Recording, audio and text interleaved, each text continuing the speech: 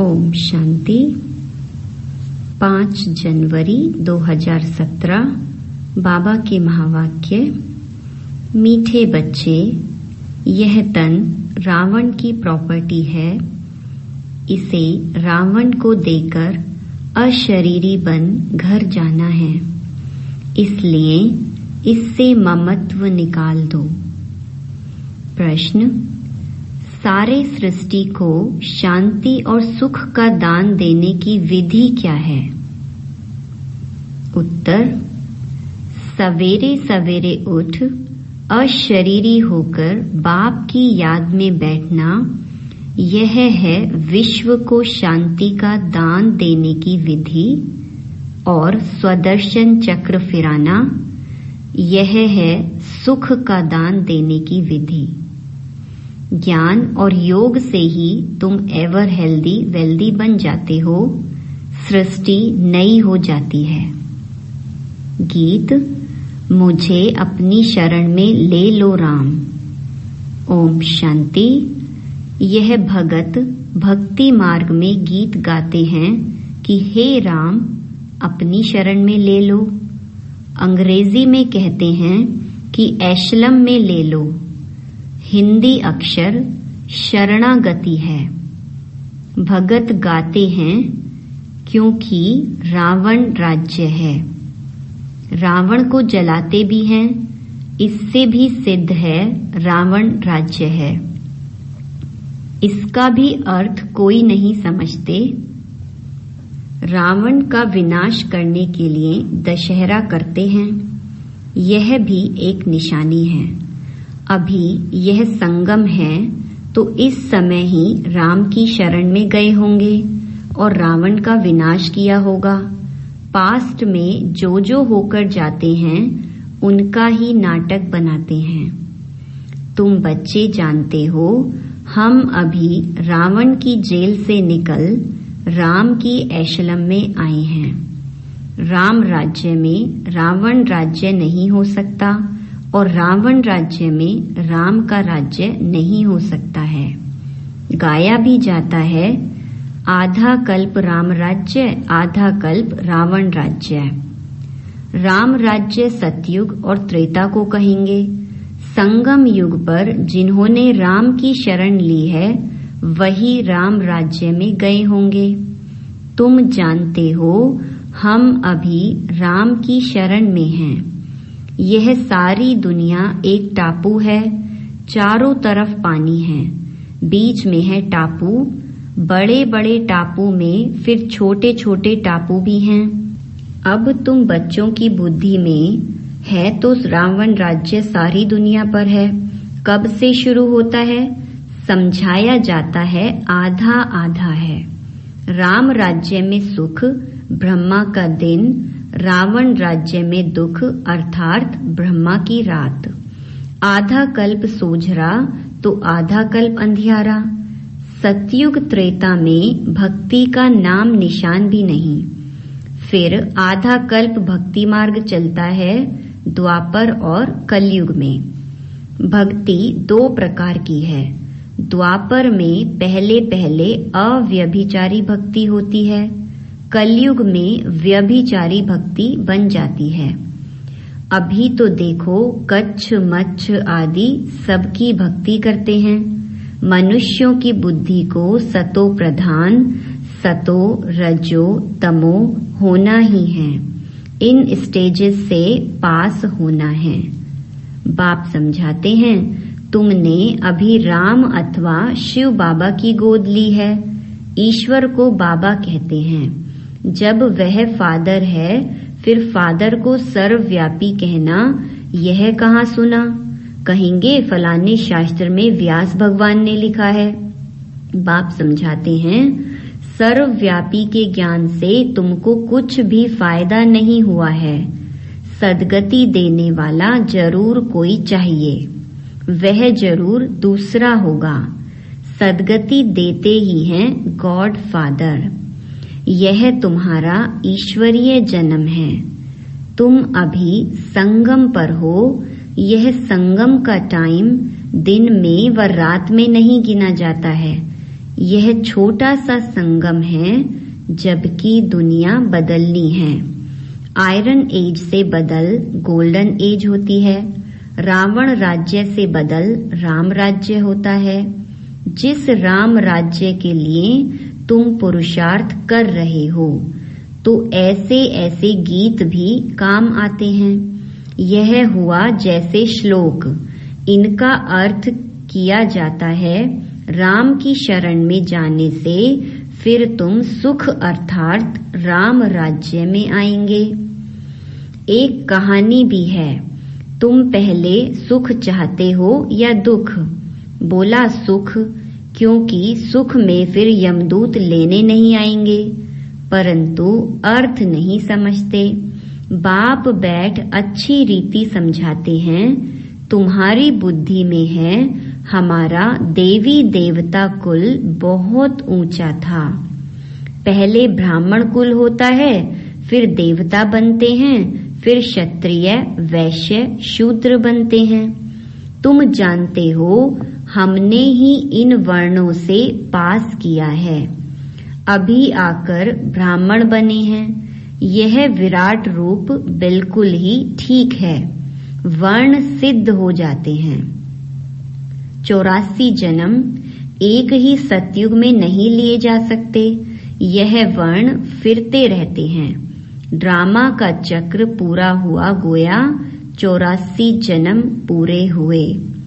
चक्र तो लगाना ही है, इसलिए दिखाया जाता है दैवी वर्ण में इतना समय, क्षत्रिय में इतना समय। आगे यह पता थोड़ी था, कभी शास्त्रों में भी नहीं सुना था कि ऐसे वर्णों में आना है। तुम जानते हो 84 जन्म कौन लेते हैं? आत्मा और परमात्मा अलग रहे बहुकाल। यह बात सिद्ध कर बतानी है। पहले पहले देवी देवता ही भारत में थे। भारत गोल्डन एज था। उस समय और कोई धर्म नहीं था। फिर चक्र को फिरना ही है। मनुष्य को पुनर्जन्म लेना ही है। चक्र पर समझाना बड़ा सहज है। बाबा डायरेक्शन देते हैं, प्रदर्शनी में ऐसे ऐसे समझाना। इस समय जबकि हमको नई दुनिया में जाना है, तो बाप कहते हैं यह पुरानी दुनिया है। इस पुरानी दुनिया, पुराने शरीर के जो भी संबंधी आदि हैं, उनका बुद्धि से त्याग करो।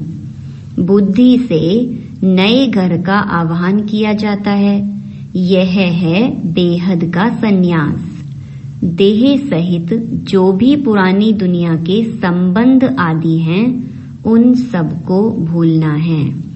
बाप कहते हैं अपने को देही समझो। तुम असल में मुक्ति धाम के रहने वाले हो। सभी धर्म वालों को बाप कहते हैं अब वापस चलना है। मुक्ति को तो सब याद करते हैं ना। अभी चलो अपने घर, जहाँ से तुम नंगे अशरीरी आए थे। अब फिर अशरीरी होकर ही जाना है। शरीर को तो ले नहीं जा सकेंगे। आए अशरीरी हो तो जाना भी अशरीरी है। सिर्फ कब आना कब जाना है, यह चक्र समझना है। बरोबर सतयुग में पहले पहले देवी देवता धर्म के ही आते हैं, फिर नंबरवार आते जाते हैं। जब मूल वतन से सब आ जाते हैं, तो फिर वापस जाना शुरू होता है। वहाँ तो आत्मा ही जाएगी। यह तन तो रावण की प्रॉपर्टी है, तो यह रावण को ही देकर जाना है। यह सब कुछ यहाँ ही विनाश होता है। तुम अशरीरी होकर चलो। बाप कहते हैं मैं लेने आया हूँ। बाबा कितना सहज कर समझाते हैं। फिर धारणा भी होनी चाहिए। फिर जाकर औरों को समझाना चाहिए। तुम गारंटी करते हो बाबा हम सुनकर फिर सुनाएंगे। जिनको यह प्रैक्टिस होगी वह सुना सकेंगे। तुम जानते हो हमको इस दुनिया को पवित्र बनाना है, योग में रहकर शांति और सुख का दान देना है। इसलिए बाबा कहते हैं रात्रि को उठकर योग में बैठो तो सृष्टि को दान दो। सवेरे सवेरे अशरीरी होकर बैठते हो तो तुम भारत को बल्कि सारी सृष्टि को योग से शांति का दान देते हो। और फिर चक्र का ज्ञान सिमरन करने से तुम सुख का दान देते हो। सुख होता है धन से, तो सवेरे उठकर याद में बैठो। बाबा बस अब आपके पास आए कि आए। अब हमारे 84 जन्म पूरे हुए हैं, तो सवेरे उठकर बाप को याद कर शांति और सुख का दान देना पड़े। योग और ज्ञान से हेल्थ और वेल्थ मिलेगी। जब हम एवर हेल्दी होते हैं तो सृष्टि ही नहीं होती है। सतयुग त्रेता में हेल्दी वेल्दी हैं, कलयुग में अनहेल्दी अनवेल्दी हैं। अब हम हेल्दी और वेल्दी बनते हैं, फिर आधा कल्प हमारा ही राज्य चलता है। बुद्धि में जब ये ज्ञान हो तब खुशी रह सके। भल यह भी लिख दो कि 2500 वर्ष के लिए एवर हेल्दी वेल्दी बनना हो तो आओ इस ईश्वरीय नेचर क्योर सेंटर में। परंतु यह लिखेंगे भी वह जिसमें ज्ञान होगा। ऐसे थोड़े ही सेंटर हम खोलते हैं, सर्विस आप आकर करो। जो खोलते हैं उनको खुद सर्विस करनी चाहिए। झगड़ा सारा पवित्रता पर ही चलता है। विष न मिलने से अत्याचार होते हैं। अब है संगम, तो बुद्धि में सुख धाम और शांति धाम को ही याद करना चाहिए। दुख धाम है तब तो सुख धाम को याद करते हैं, तब ही गाते हैं दुख में सिमरन सब करें। यह पतित दुनिया है, लौ कहता है कलयुग के अंत में सबको पतित होना ही है। जब तक संगम आए और राम राज्य की स्थापना हो जाए, फिर रावण राज्य का विनाश हो। अब विनाश की तैयारी हो रही है। रावण राज्य खलास होना ही है।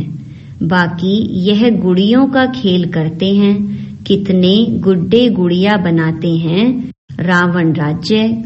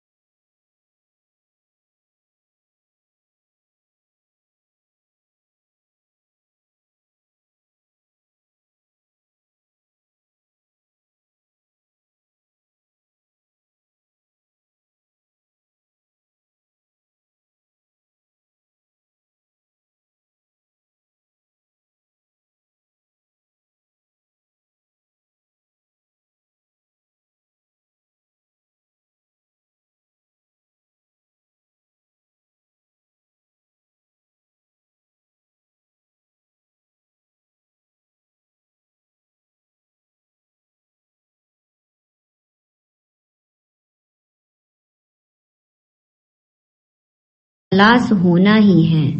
बाकी यह गुड़ियों का खेल करते हैं, कितने गुड्डे गुड़िया बनाते हैं, इसलिए इनको अंधश्रद्धा कहा जाता है। जितने भारत में चित्र बनते हैं उतने और कहाँ नहीं बनते हैं। भारत में ढेर चित्र हैं। गाया भी जाता है, ब्रह्मा का दिन, ब्रह्मा की रात। दिन को फिर लंबा क्यों कर दिया है, यह भी समझने की बात है। पहले अव्यभिचारी भक्ति, फिर व्यभिचारी। पहले 16 कला, फिर 14। अंत में कुछ तो कला रह जाती है, परंतु इस समय 9 कला। इस समय है तमो प्रधान दुनिया। तमो कलयुग से शुरू होता है, फिर अंत में कहेंगे तमो प्रधान। अब दुनिया जड़ जड़ीभूत हो गई है। पुरानी चीज को आपे ही आग लग जाती है। जैसे बट का जंगल होता है, उनको आपे ही आग लग जाती है, इनको भी आग लगनी है। थोड़ा भी कुछ आपस में हुआ तो आग सुलग जाएगी। घर में कोई छोटी बात पर झगड़ा हो जाता है, आपस में दोस्त होते, थोड़ी सी बात पर ऐसी दुश्मनी हो जाती जो एक दो का गला काटने भी लग पड़ते हैं। क्रोध भी कम नहीं है। एक दो को मारने के लिए देखो कितनी तैयारी कर रहे हैं। यह है ड्रामा। क्रिश्चियन लोग हैं दोनों बड़े, आपस में मिल जाएं तो सब कुछ कर सकते हैं। पोप भी क्रिश्चियन का हेड है। उनका मान बहुत रखते हैं, परंतु मानते उनकी भी नहीं है। यहाँ भी जो बच्चे बाप की मानते नहीं तो वह विनाशी पद पाते हैं। श्रीमत पर चलना चाहिए। श्रीमत भगवत गीता है ना, और कोई शास्त्र में श्रीमत है नहीं। श्री माना श्रेष्ठ ते श्रेष्ठ, जो कब पुनर्जन्म में नहीं आते। मनुष्य तो पुनर्जन्म में आते हैं। विद्वानों ने तो जन्म मरण से रहित की गाई हुई गीता में पूरे 84 जन्म लेने वाले का नाम डाल दिया है। वास्तव में परमपिता परमात्मा ही ज्ञान का सागर, पवित्रता का सागर, पतित पावन गाया हुआ है। वही वरदान देते हैं बच्चों को। उनके बदले कृष्ण का नाम डाल दिया है। पहले पहले शिव जयंती, फिर होती है कृष्ण जयंती। शिव बाबा आते हैं नई दुनिया स्थापन करने, तो पहले बाप का जन्म, फिर बच्चे का जन्म। बाप के जन्म से ही कृष्ण बच्चा निकला, वह भी एक तो नहीं होगा। दैवी संप्रदाय कहा जाता है ना, तो कितना भूल कर दी है। कोई एक भी इस बात को समझ जाए तो उनके सब जिज्ञासु टूट पड़े, सबका मुंह पीला हो जाए। कितनी बड़ी भूल है, तब ही बाप को आना पड़ता है। किसको समझानी देने में भी टाइम चाहिए। पहले तो यह निश्चय कराओ कि परम पिता परमात्मा से आपका क्या संबंध है, तब समझें भगवान बाप है। भगवान को भगवान के पद पर तो रखो। सब एक जैसे कैसे होंगे? कहते हैं सब भगवान की लीला है, एक रूप छोड़ दूसरा लेते हैं। लेकिन परमात्मा कोई पुनर्जन्म थोड़े ही लेते हैं। यह बाप दादा दोनों ही कंबाइंड हैं और बच्चों को समझा रहे हैं। बाप दादा का भी अर्थ किसकी बुद्धि में नहीं है। त्वमेव माताश्च पिता त्वमेव कहते हैं, ओ गॉड फादर भी कहते हैं, तो जरूर मदर चाहिए, परंतु किसकी बुद्धि में नहीं आता है। बच्चों को समझाया तो शरण कब ली जाती है? जब रावण राज्य खत्म होता है तब राम आते हैं। राम की शरण लेने से ही सद्गति मिलती है। कहते हैं राम राज्य हो, उनको सूर्यवंशी राज्य का पता ही नहीं। कहते हैं राम राज्य नई दुनिया नया भारत हो, सो तो अब बन रहा है। बनना है जरूर, ड्रामा को चलना है जरूर। यह पढ़ाई है मनुष्य से देवता बनने की। मनुष्य किसको देवता बना न सके, बाबा आकर मनुष्य को देवता बनाते हैं, क्योंकि बाबा ही स्वर्ग की स्थापना करते हैं। ब्राह्मणों की माला नहीं गाई जाती है, वैजयंती माला विष्णु की है। यह है ईश्वरीय घराना जो अब नया शुरू होता है।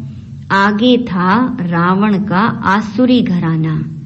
रावण को असुर कहा जाता है। यह कंस जरासंधी नाम अभी सिद्ध होते हैं। जन्म जन्मांतर तुमको साकार से वर्षा मिलता है, सतयुग में भी साकार से मिलता है।